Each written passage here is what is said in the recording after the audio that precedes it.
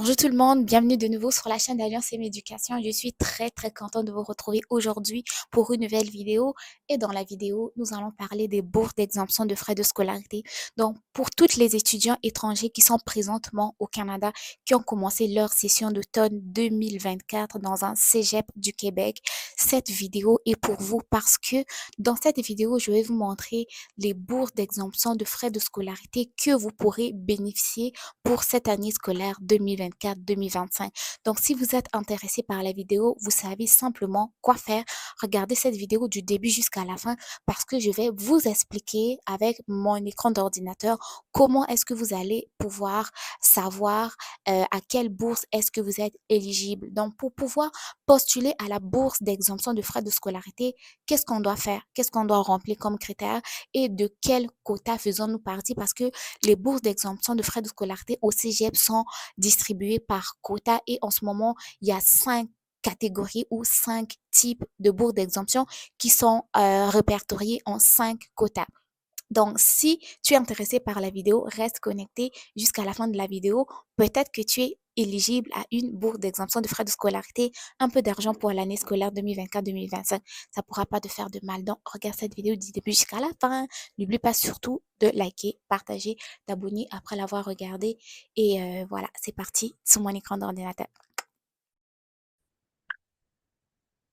Donc, les amis, pour trouver une bourse d'exemption de frais de scolarité, là, nous sommes au Québec, dans la province de Québec, et ce sont des bourses qui vont plus concerner des personnes qui sont au niveau du cégep et qui ont déjà commencé leurs études au Canada pendant la session d'automne 2024. OK? Ça, ce sont des bourses pour l'année scolaire 2024-2025 niveau cégep. Mais ne vous en faites pas, je vais faire dans les prochaines vidéos des vidéos sur les bourses au niveau des universités et les bourses au niveau de l'admission. Donc, pour les personnes qui sont intéressées à venir étudier pour l'année 2025-2026, no stress, je suis là pour vous. Dès que j'ai l'information, ben, je vous le partage. Donc, restez connectés pour les prochaines vidéos qui vont parler des bourses au Canada ou même à l'étranger. Mais n'hésitez pas de regarder cette vidéo-ci pour mieux comprendre de quel quota de bourse vous faites partie parce qu'il y a plusieurs catégories. Donc, c'est parti. Pour trouver une bourse d'exemption au Canada, la première chose à faire, c'est vous rendre tout simplement sur Google et vous écrivez ici bourse d'exemption. J'écris vite, ne faites pas attention aux fautes d'orthographe. Bourse d'exemption Cégep, OK? Vous lancez la recherche et vous allez pouvoir cliquer sur le premier résultat ici, Cégep du Québec, exemption de droit de scolarité. Vous cliquez. Vous venez ici. Ça, c'est la page d'accueil. Suis-je admissible? Là, exemption de droit de scolarité, suis-je admissible? Ça, c'est une bourse que je vous présente presque chaque année et il y a certaines personnes qui, malheureusement, ne savent pas à l'existence de ces bourses-là, mais vous devez savoir que c'est possible de pouvoir obtenir une bourse d'études ici au Canada et surtout dans la province du Québec. Ne soyez pas effrayés par les différentes mesures gouvernementale, réduction du nombre d'étudiants et autres. On veut de vous et dans les prochaines vidéos, je vais vous montrer même c'est quoi les domaines qui sont très recherchés au Québec.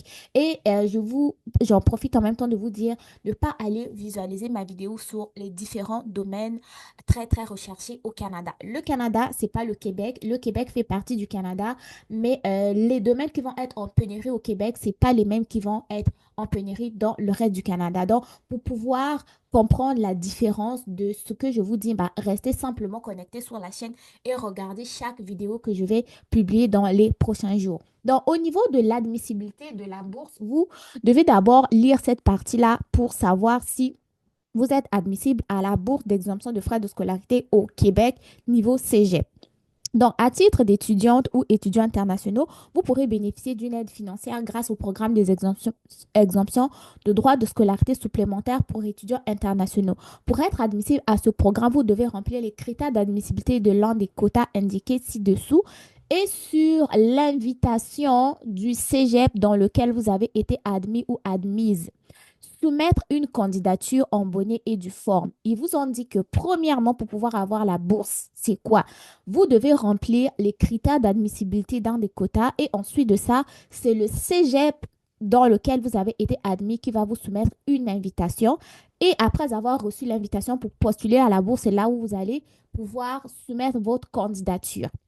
Il vous précise que ce sont les cégeps qui effectueront une première sélection de candidatures qui vont transmettre ensuite à la fédération des cégeps et la fédération des cégeps va analyser les candidatures et transmettra ensuite la liste des bénéficiaires aux cégeps qui vont communiquer les réponses aux candidats et candidates sélectionnés. Un nombre limité d'exemptions de droits de scolarité étant offerts. Donc, ce ne sont pas toutes les candidatures qui vont être retenues.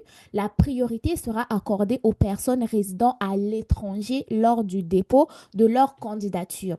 En effet, l'objectif du programme des exemptions de droits de scolarité vise à augmenter le nombre d'étudiants internationaux dans les cégeps du Québec. Vous avez bien compris et vous lisez très bien. C'est pas moi qui l'ai dit. Donc, c'est parti. Conditions générales, parce que pour être admissible à la bourse, il faut remplir les conditions générales et aussi les critères d'admission qui vont être spécifiques à chaque quota.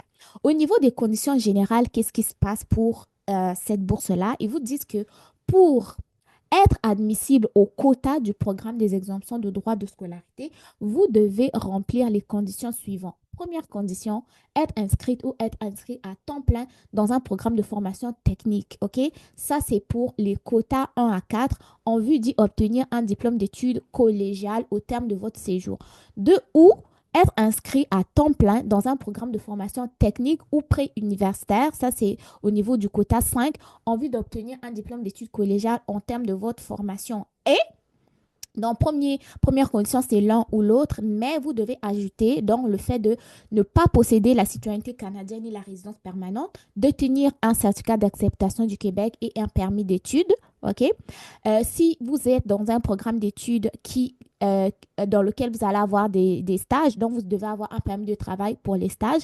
Et ensuite de ça, vous devez satisfaire aux exigences de capacité financière minimale requises par le MIFI qui s'élève autour de 15 078 dollars canadiens par personne seule par période de 12 mois. Donc, lorsque vous venez étudier, donc pour pouvoir être admissible à cette bourse-là, vous devez avoir au moins une capacité financière de 15 078 dollars pour une période de 12 mois, c'est-à-dire une année. Les critères d'admissibilité spécifiques, c'est eux qui nous intéressent. Donc, premièrement, pour être admissible au programme des exemptions de droits de scolarité, vous devez avoir le statut d'étudiant international. Soit vous venez séjourner au Québec pour étudier et y en faire votre principale activité, ne pas avoir la citoyenneté canadienne ni la résidence permanente, et ensuite remplir les critères d'admissibilité de l'un des quotas suivants. Premier quota. Premier quota, et je répète que la vidéo que je vous fais, c'est pour les bourses pour l'année scolaire 2024-2025. Donc, le premier quota, lui, il a 235 exemptions, OK? Ça comprend les exemptions qui sont réservées pour la clientèle actuellement. Ils disent que comprend les exemptions réservées pour la clientèle actuellement exemptée de droits de scolarité 2024-2025. Pour être admissible à ce premier quota, vous devez étudier dans un programme d'études techniques qui va vous donner un diplôme d'études collégiales au terme de votre séjour au Québec. Ce programme d'études doit être offert par l'un des cégeps du Québec. Les cégeps du Québec, les voilà. OK? Donc, ça, c'était les critères du premier quota. C'est tout comme critère. Tu es dans un programme d'études techniques pour obtenir un DEC et tu dois être simplement inscrit dans l'un des cégeps du Québec. Terminé pour le premier quota. Maintenant, deuxième quota, lui, il a aussi 235 exemptions. OK?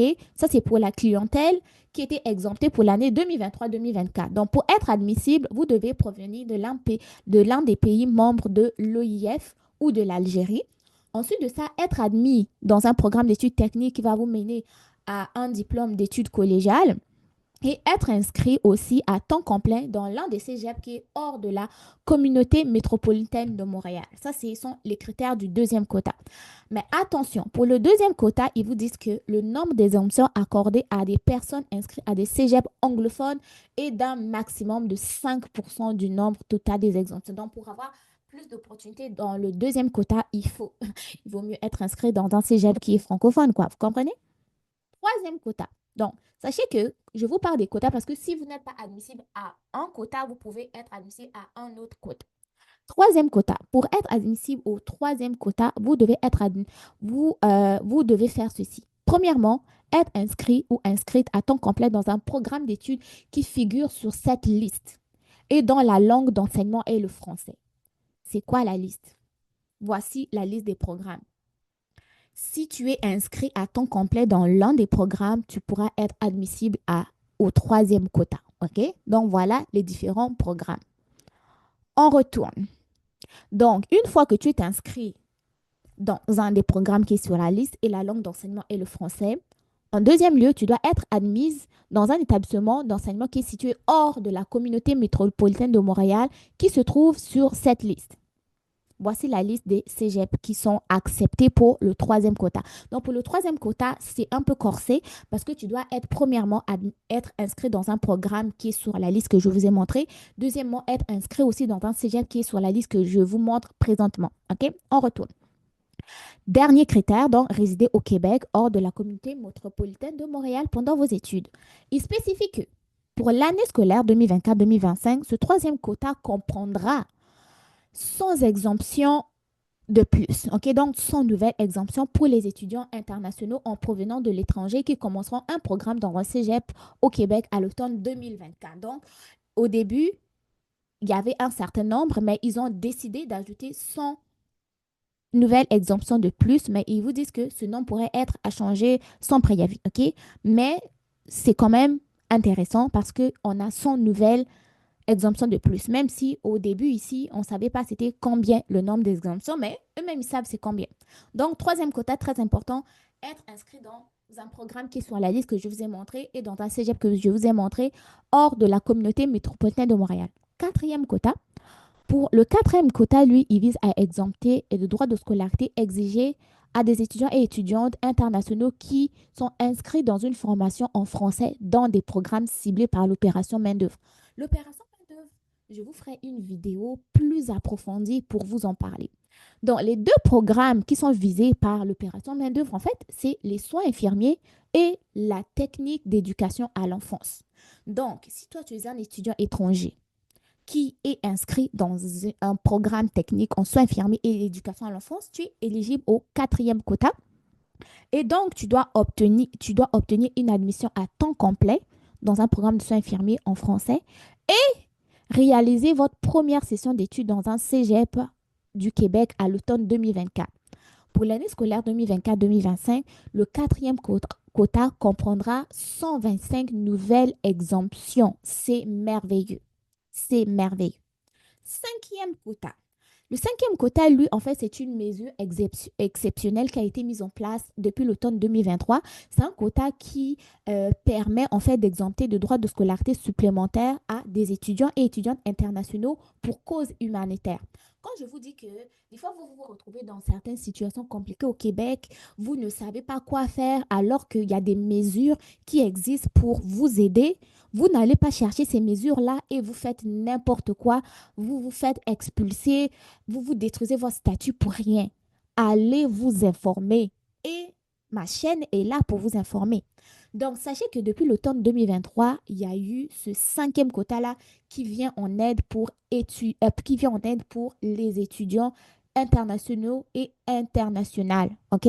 Donc, qu'est-ce qui se passe pour être admissible à ce quota-là? Premièrement, vous devez avoir au moins un diplôme d'études secondaires au Québec. Ensuite, de tenir une admission dans un programme d'études préuniversitaires ou techniques à temps plein offert entièrement en français.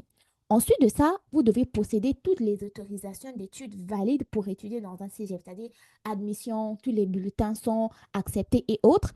Et ensuite de ça, respecter l'une des conditions suivantes. Premièrement, détenir le statut de demandeur d'asile. Ça veut simplement dire que les demandeurs d'asile, s'ils obtiennent une admission au Canada dans un cégep, ils peuvent étudier et le gouvernement au Québec peut les aider. C'est ce que je comprends. Premièrement, vous devez détenir un statut de demandeur d'asile. En deuxième lieu, posséder une autorisation de voyage d'urgence Canada-Ukraine ou avoir une demande de sélection pour des considérations humanitaires en traitement. OK. Ça veut pas dire que vous devez soit être demandeur d'asile et posséder autorisation de voyage Canada-Ukraine, avoir une demande de sélection pour considération humanitaire en traitement tout le temps. Vous devez simplement remplir l'une des conditions. Donc, si vous êtes demandeur d'asile, et que vous avez une admission valide pour étudier dans un cégep, que ce soit dans une formation technique ou universitaire, vous pouvez. OK? Si vous avez une demande de sélection pour considération humanitaire qui est en traitement, vous pouvez aussi étudier. OK? Donc, il vous suffit simplement de bien vous renseigner, mais sachez que vous avez le droit d'étudier et le Québec peut vous aider grâce au cinquième quota qui est donc une mesure d'exception pour cause humanitaire. Dans la dernière vidéo, je vous avais aussi montré un programme fédéral donc, qui était un permis de travail ouvert qui permettait aux étudiants qui sont dans des situations compliquées où ils ne peuvent plus payer leurs frais de scolarité. Donc, le gouvernement fédéral peut vous donner un permis de travail qui vous permet d'étudier, de travailler à temps complet tout en respectant les conditions de votre permis d'études. Donc, si vous avez aimé la vidéo là, vous savez quoi faire. J'attends un maximum de likes, un maximum de partage. Si vous voulez des vidéos sur les bourses au niveau universitaire ici au Canada ou ailleurs dans le monde, manifestez-vous dans les commentaires, mais n'hésitez pas vraiment de partager la vidéo et de vous abonner. Donc, si vous êtes au Cégep, vous êtes dans un cégep hors de la communauté métropolitaine de Montréal et autres, ça va être vraiment le moment de vous renseigner parce que, comme vous l'avez vu, vous pourrez bénéficier des bourses d'exemption de frais de scolarité. Donc, peu importe la situation dans laquelle vous êtes, si vous êtes un étudiant étranger au Canada, au Cégep, au Québec ici, sachez que c'est très, très possible pour vous de pouvoir obtenir une bourse parce qu'il y a plus de 5 catégories qu'ils ont appelées quotas, catégories de bourses que vous pourrez bénéficier. Si vous n'êtes pas éligible au premier, vous pourrez être éligible au deuxième quota, vous pourrez être éligible au troisième quota, vous pourrez être éligible au quatrième quota. D'ailleurs, pour ce qui est du troisième quota, là, je sais que la plupart d'entre vous, vraiment, la plupart d'entre vous, vous êtes dans ces différents programmes. Il y en a beaucoup en génie civil, il y en a beaucoup en génie électrique, il y en a beaucoup en technique d'éducation à l'enfance et autres. Donc, allez trouver les formations, mais moi, je viens simplement de vous montrer que les bourses, là, ils existent. Il faut simplement aller les chercher. Surtout que le coût de la vie en ce moment au Canada est en train d'augmenter. Allez de chercher tout ce qui peut vous aider à réduire vos dépenses. Si vous avez aimé la vidéo, n'oubliez pas de liker, partager et surtout n'oubliez pas de vous abonner sur la chaîne d'Alliance et Éducation. Prenez soin de vous. Bon succès dans vos différentes démarches. On se dit à très très bientôt pour une nouvelle vidéo. Bye bye.